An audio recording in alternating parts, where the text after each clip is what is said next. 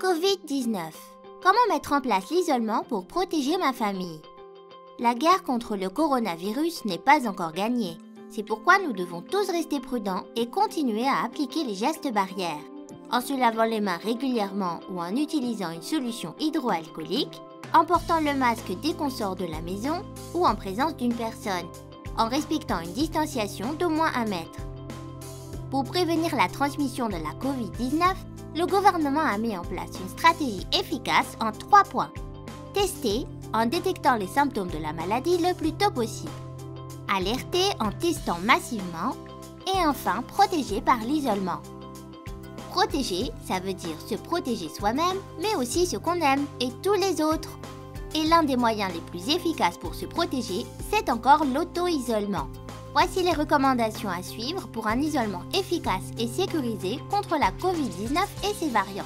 Mais tout d'abord, laissez-moi vous présenter ma famille. Moi, c'est Awa, je suis en CP. J'habite avec mon papa Idriss, ma maman Sonia, mon frère Bakari qui est à l'université, mon deuxième frère Madi qui est au collège et ma mamie Kadiatou.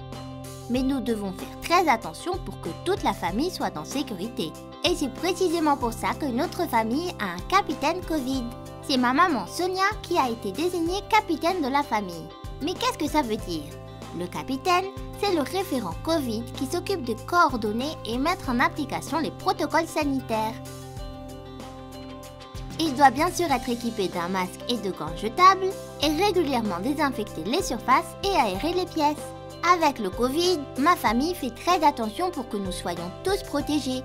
Et surtout les personnes à risque, comme ma mamie Kadiatou qui a 72 ans, ou encore mon papa Idriss qui est diabétique. Et ma maman doit surtout faire attention à certaines pièces de la maison, parce que c'est souvent là que le virus se transmet, comme nous sommes plusieurs à utiliser ces pièces. Il y a le salon, la salle de bain et les toilettes. Ce sont les zones sensibles de la maison.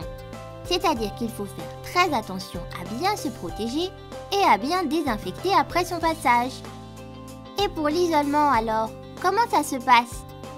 Dès qu'un membre de la famille doit être en isolement, c'est toute la famille qui doit respecter ces quelques règles. Aérer les différentes pièces de la maison plusieurs fois par jour. Porter un masque dès qu'on ne se trouve plus seul dans une pièce et particulièrement en présence de la personne isolée ou de personnes à risque dans le foyer. Bien respecter les gestes barrières, c'est-à-dire qu'il faut rester à au moins 1 mètre de distance, même si on s'aime beaucoup. Donc, pas de bisous, pas d'embrassade, on ne se serre pas la main et on évite aussi d'être trop nombreux au même moment dans la même pièce. L'hygiène est également très importante.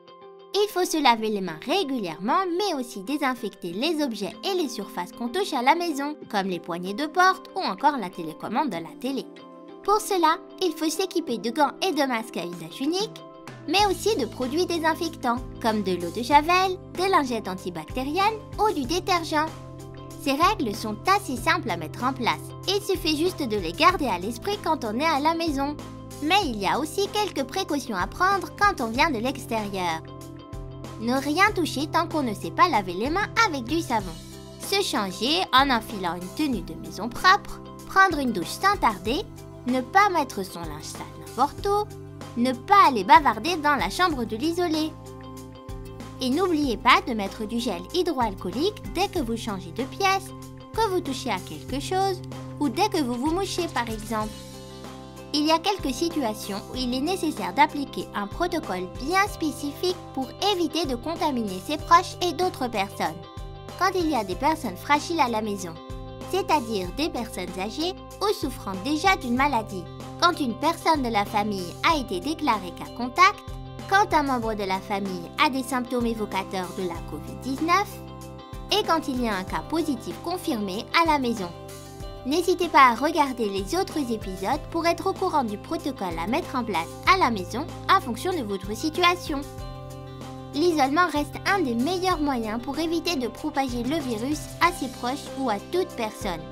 Les agences de santé recommandent un isolement de 14 jours à partir du début des symptômes ou de 7 jours si une personne est déclarée cas contact.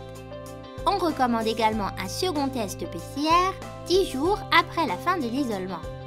Si des symptômes persistent, n'hésitez pas à consulter votre médecin généraliste pour un suivi.